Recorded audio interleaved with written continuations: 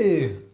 Comment ça va? Ici Max le frère codeur pour vous servir. À mon grand étonnement, je me baladais sur Twitter pas plus tard qu'hier et j'ai vu que quelques influenceurs FR de la tech se soulevaient contre un article de journaldunet.com. Alors moi qui suis habitué à ne voir que des messages lisses et bienveillants dans cette communauté tech FR, j'étais rassuré de voir enfin un peu de haine. Cet article est paru le 4 janvier dernier et se nomme ambitieusement « Non, nos enfants ne seront pas codeurs, mais no codeurs ». Ah.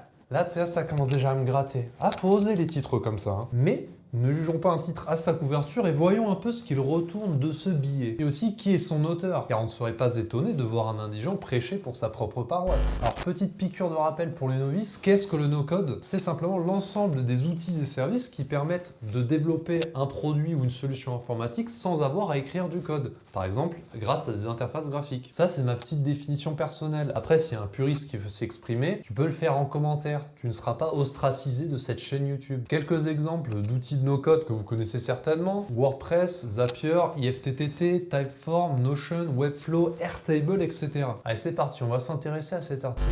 En introduction, le ton est vivement donné. L'urgence n'est plus à la formation au code, mais au no-code. En 2022, une nouvelle révolution a pointé le bout de son nez. Le no-code. Et il serait peut-être temps d'arrêter d'être obsédé par l'apprentissage du code à nos enfants. Ah, en fait, l'auteur est un lanceur d'alerte. Arrêtez vos formations de code obsolètes, bande de ringards. D'ailleurs, j'en ai parlé dans ma dernière vidéo. Par contre, le moment où il affirme qu'il faudrait arrêter d'être obsédé par l'apprentissage du code aux enfants, là, je suis pas trop d'accord. Je pense qu'il y a d'autres sujets à évacuer en priorité dans les programmes scolaires, par exemple, avant celui de la programmation, qui est assez peu représenté en comparaison à son impact réel dans le monde. Je sais pas, mais j'ai jamais été intimement convaincu par la pertinence des équations différentielles ou de la dissection de grenouilles malades pour réussir dans sa vie. Alors que l'art de la programmation, là, il y a débat. Je poursuis. En poussant ainsi nos enfants dans l'étude du code dès le plus jeune âge, on risque d'éloigner nos futures générations des autres langues étrangères et d'autres domaines culturels qu'il serait tout aussi intéressant d'apprendre et d'appréhender.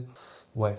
Je suis toujours circonspect par ce type d'argument qui se démonte de lui-même. Premièrement, et en plus juste avant dans l'article, il le précise bien, le langage informatique, c'est pas un langage naturel, c'est pas un langage parlé. Donc il n'y a aucun lieu de le mettre en compétition avec l'apprentissage des langues étrangères. Et deuxièmement, je vois pas en quoi la découverte d'autres domaines culturels serait plus souhaitable pour un enfant que l'apprentissage du code, qui, je le rappelle, est un excellent exercice cognitif pour les enfants, qui est plus utile. Alors je sais bien que maintenant on est dans le tout inclusif, hein, c'est le package tout en un, partage et amour, aime ton prochain même s'il vient t'enculer, mais pourquoi intégrer l'apprentissage du code alors qu'il n'a absolument rien à faire dans ce débat? Je continue. Si cet enseignement, donc de la programmation, devait être aussi insipide que les choux de Bruxelles de la cantine, il y a fort à parier qu'au final on dégoûte des millions de jeunes à tout jamais de l'informatique. Là l'auteur tente une pointe d'humour à base de légumes, j'ai un doute sur son projet, et vis-à-vis de ce qui est dit, en fait, peu importe le domaine que tu apprends, si tu as un professeur qui est médiocre et insipide, forcément tu seras dégoûté, ça va pas te plaire. Donc remarque totalement inutile ici de l'auteur. Ensuite vient un passage de l'article où il nous conjure de ne pas devenir comme Elliot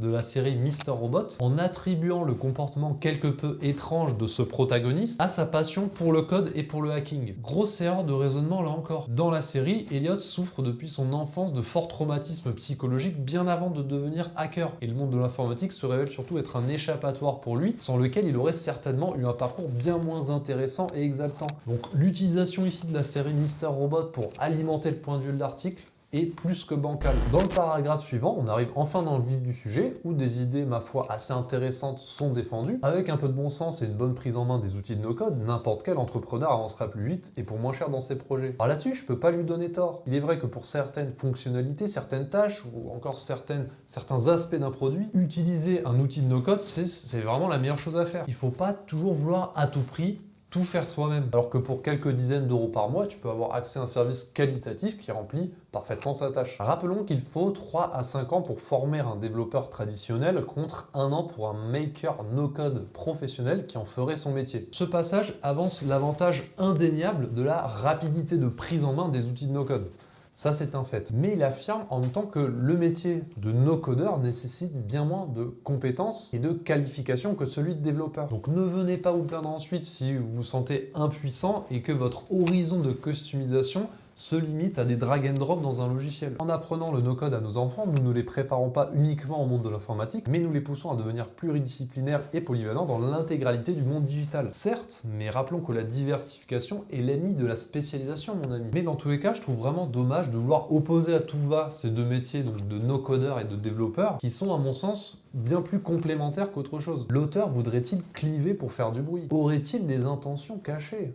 Nous arrivons à la conclusion de cet article. Bien entendu, nous aurons toujours besoin de développeurs traditionnels, ne serait-ce que pour développer les outils de no-code. Ah ben merci. Alors on sert à rien, on nous chie dessus pendant tout l'article, mais ça va, tant qu'on développe leurs outils no-code de merde, alors on peut rester.